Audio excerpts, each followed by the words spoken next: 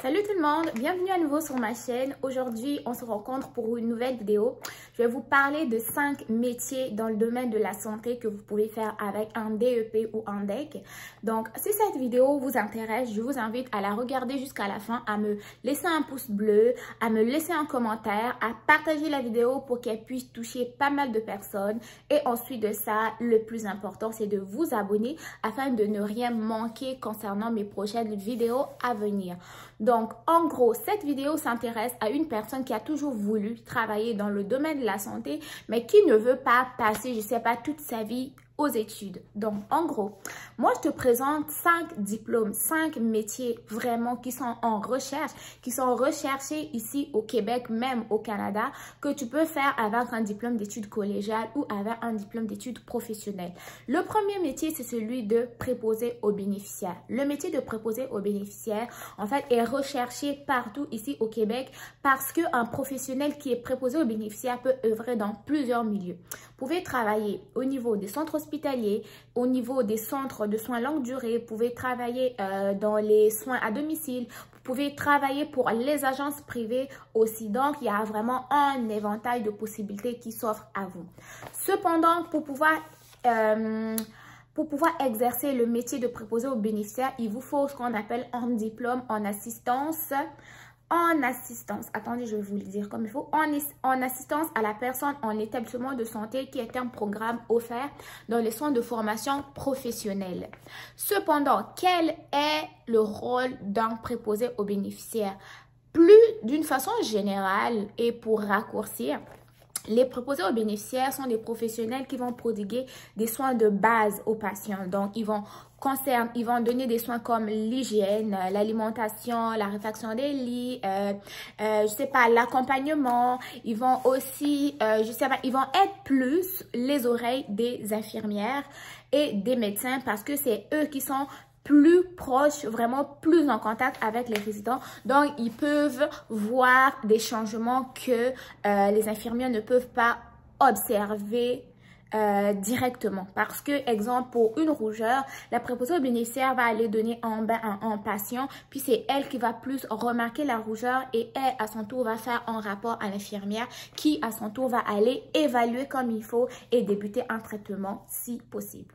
Donc, ça, c'est vraiment le rôle d'un préposé aux bénéficiaires. Ensuite de ça, sachez qu'au Québec, dans le réseau public, le salaire de base pour un préposé aux bénéficiaires va débuter généralement à 20,55 $, mais cela peut varier pour les préposés qui vont travailler pour les agences de placement privées. Eux peuvent gagner un peu plus, peuvent être payés un peu plus cher. Ça, c'était le premier. Et lui, c'est avec un DEP. Le deuxième métier, c'est assistant technique en pharmacie. D'ailleurs, j'ai déjà fait une vidéo sur ma chaîne, mais celui-là, c'était plus au niveau du cégep. Mais lui, c'est un diplôme d'études professionnelles.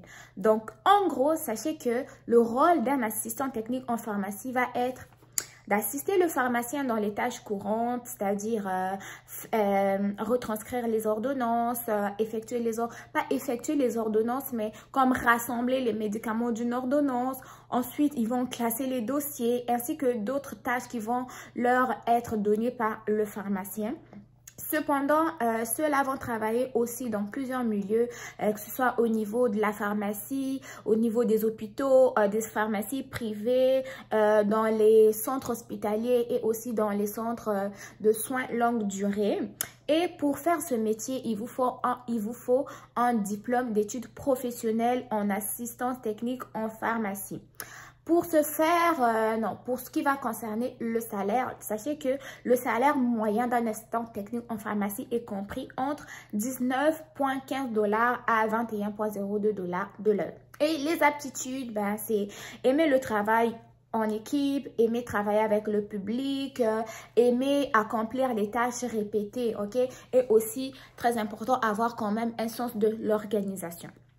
Donc, ça, c'était au niveau du DEP. Maintenant, concernant le DEC, le premier métier, ça va être le métier d'infirmière. En gros, le métier d'infirmière, lui, il est vraiment assez, comment dire? Il est assez... en fait, il vous offre une très grande gamme de possibilités parce que les infirmières, vous le savez, vont travailler, ils vont travailler partout. Partout. Ce soit dans les centres hospitaliers, des centres de soins à longue durée, des CLSC, soutien à domicile. Ils vont travailler dans des centres jeunesse. Ils vont travailler dans des centres pénitentiaires. Ils vont travailler au niveau des agences privées, au niveau des centres de réadaptation. Je sais pas. Ils vont travailler partout. Ils vont travailler au niveau des réserves autochtones. Ils vont travailler... En fait, ils vont travailler partout. Il n'y a vraiment pas de limite pour les infirmières et les infirmiers. Et en général, ce qu'ils vont faire comme tâche, leur rôle en général, ça va plus prodiguer les soins qui vont être nécessaires pour améliorer la santé du patient ou maintenir le plus possible son confort. Ça, c'est d'une façon résumée parce que les infirmières et les infirmiers ont vraiment une large d'activités qu'ils peuvent exercer, mais je vous en épargne les détails, sinon la vidéo va être assez longue. Donc, pour pouvoir devenir infirmier ou infirmière ici au Québec, qu'est-ce qu'il faut faire? Il faut faire un DEC. Vous pouvez faire un DEC, parce que là, je parle de DEC, bien sûr, je vais rester là. Vous pouvez faire un DEC en soins infirmiers qui a une durée habituelle de 2 ans, mais il y a des formations intensives non, la durée normale, c'est 3 ans, mais il y a des formations qui sont intensives et vous pouvez finir votre programme en 2 ans. Ça, c'est donné un peu partout aussi au Québec. Donc, ce qui va être votre rôle, c'est aller vérifier. Si je fais une formation intensive, ça me prend combien de temps avec ma vie à côté? Est-ce que ça marche ou pas? Ou sinon, je fais une formation de 3 ans. Donc, les formations vont se dérouler dans un cégep et afin de pouvoir exercer, vous devez faire partie de l'Ordre des infirmiers et infirmiers du Québec. Dès le début, même avant vos stages, vous allez devoir payer les frais d'immatriculation pour pouvoir accéder au stage. Donc, ça, c'est un peu ça. Et le salaire de base au niveau de la fonction publique, ça va être généralement 24 $ point et quelques. Mais sinon, vous pouvez augmenter d'échelon avec votre ancienneté. Et aussi, vous avez la possibilité de continuer votre formation à l'université. Mais je m'arrête là vu que nous parlons du DEC. Sachez donc qu'on vous recherche ici la pénurie de main-d'œuvre, du personnel infirmier au niveau du domaine de la santé est très impressionnant. Donc, si tu veux exercer ce métier-là, viens, malgré qu'il va avoir des contraintes, des difficultés, mais si tu sais que tu es faite pour ça, viens, on t'attend à bras ouverts. Et donc, pour pouvoir exercer ce métier-là, ça prend des qualités comme... il faut être quand même une personne qui va être empathique, capable de gérer ses émotions, être capable de travailler sous l'effet du stress, donc maîtriser un peu son stress, aimer travailler avec le public, aimer travailler en équipe, avoir l'amour de l'autre, donc prendre soin parce que c'est un métier où on va des fois s'oublier pour les autres. Donc, si tu trouves que tu as ces qualités-là, je t'invite à aller postuler dans le domaine de la santé et dans le profil des sciences infirmières dès qu'on soit infirmier. Ensuite de ça, on va parler d'un autre métier qui est technologiste médical.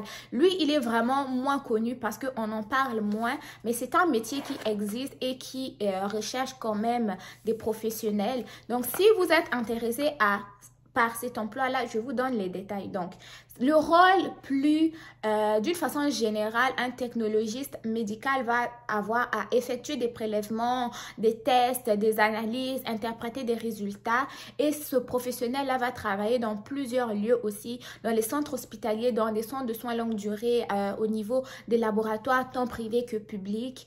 Et aussi, pourquoi pas, des fois, dans les pharmacies.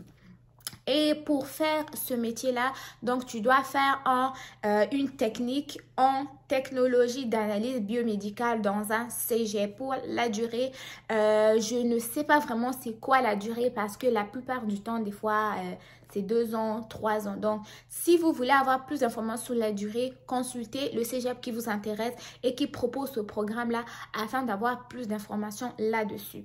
Cependant, en ce qui concerne le salaire moyen, il est évalué entre 22,49 à 32 $2,93 de l'heure. Donc, c'est quand même un salaire qui n'est pas négligeable. Et les attitudes à avoir, donc, il faut être une personne quand même qui est structurée, organisée, qui aime travailler en équipe et aussi aimer accomplir des tâches qui vont être répétées parce que la plupart du temps, tu effectues les prélèvements, analyser les prélèvements, etc., toujours dans la même routine, quoi. Donc, il faut que tu aimes quand même travailler et faire des tâches qui vont être routinières. Et le dernier que j'ai ressorti, c'est opticien d'ordonnance. Un opticien d'ordonnance, lui, il va soit poser, ajuster ou entretenir des lentilles. Et aussi, il peut participer ou il peut effectuer la fabrication des lunettes. Donc, ces professionnels-là vont travailler la plupart du temps dans les lunetteries des établissements, donc qui sont spécialisés dans la vente, fabrication, réparation de lunettes. Donc, et pour ce qui concerne ce métier-là, le salaire moyen était évalué à $23 de l'heure. Et les attitudes qu'il faut avoir, il faut bien évidemment être une personne polyvalente, aimer effectuer de temps en temps des travaux qui vont être répétés, être habile de ses mains, c'est-à-dire avoir une bonne dextérité manuelle et aussi avoir quelques habiletés dans le domaine de la vente. Mais cependant, si vous n'avez pas des habiletés, tout s'apprend. Tout s'apprend, ok? L'expérience s'acquiert, tout s'apprend. Donc, ne vous mettez pas la pression. Allez regarder quels sont les cégep, quels sont les centres professionnels qui offrent ces différentes formations-là. Et ensuite de ça, n'hésitez pas de les contacter pour avoir plus d'informations. Moi, je vous dis à très bientôt pour une nouvelle vidéo. D'ici là, portez-vous bien et on se retrouve très bientôt. Qui sait, peut-être que comme collègue infirmier ou pourquoi pas je sais pas, on se retrouver en pharmacie en tant que technicien, je sais pas, de laboratoire et autres. Donc en gros, si le domaine de la santé t'intéresse, n'hésite pas à aller regarder un peu les domaines que je viens de te citer dans mes vidéos et ensuite de ça, n'hésite pas à contacter les établissements qui t'intéressent afin d'avoir plus d'informations. Si on a honte, on n'aura pas des informations, donc ne soyez pas gênés, allez demander de l'information et pourquoi pas vous inscrire. Donc, je vous dis à très bientôt pour une nouvelle vidéo. Bye bye.